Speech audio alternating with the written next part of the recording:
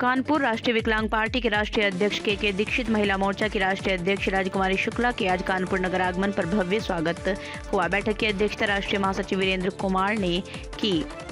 उन्होंने कहा, दिव्यांगजनों को राजनीतिक भागीदारी दिलाने के लिए राष्ट्रीय विकलांग पार्टी लोकसभा चुनाव में अपने प्रत्याशी उतारेगी। विकलांग पार्टी का उद्देश्य दिव्यांगजनों को राजनीतिक भागीदारी दिलाने का है।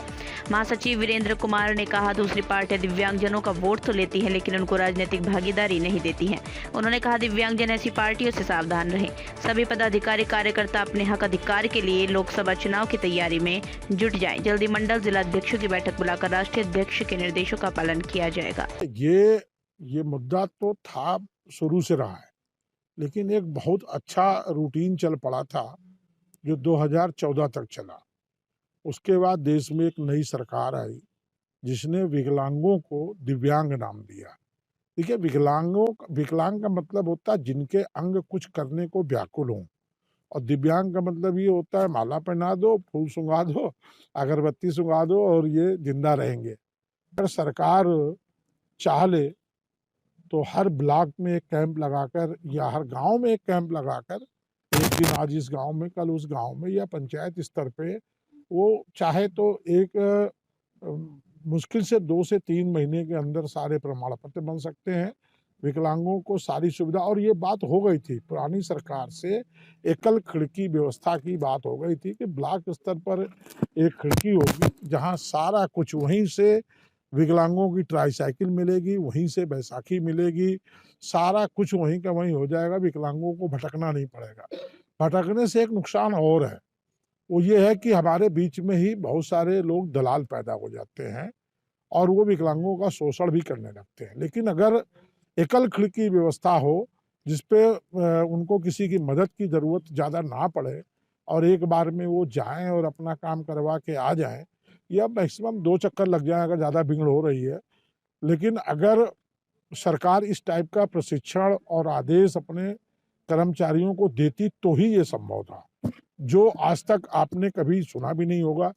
जिस देश में विकलांगों की चर्चा के लिए लोकसभा में समय ना हो, एक भी सांसद ना हो, विधानसभा में समय ना हो, एक भी विधायक ना हो, उस देश में आप विकलांगों का कल्याण इतनी जल्दी कैसे सोच सकते हैं? इसके लिए संघर्ष तो करना ही पड़ेगा। 2005 से हमारी पार्टी का उद्देश्य यही रहा है कि विकलांगों की राजनीतिक भागीदारी हो, इसीलिए मैंने राजनीतिक पार्टी बनाई थी, ना कि कोई एनजीओ है। ये चुनाव आयोग से रजिस्टर्ड पार्टी है। और लेकिन क्या हुआ कि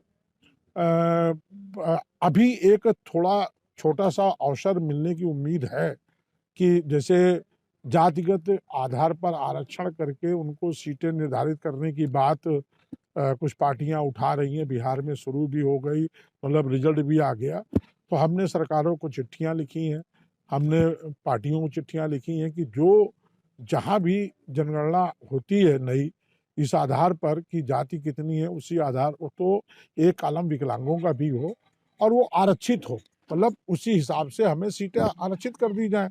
जैसे अगर हम पूरे देश में 3% निकलते हैं तो कम से कम 3% सीटें, यानी 554 करीब है, तो 15-16 सीटें अगर विकलांगों को दे दी जाएंगी तो उसपे सारे राजनीतिक दल, केवल राष्ट्रीय विकलांग पार्टी नहीं, वो सारे लोग विकलांग को ही टिकट देंगे। कोई तो विकलांग जीत के जाएगा। जो 2024 में भी हम चुनाव लड़ेंगे। उत्तर प्रदेश में नए प्रदेश अध्यक्ष आनंद तिवारी जी का चुनाव हुआ है अभी पिछले हफ्ते।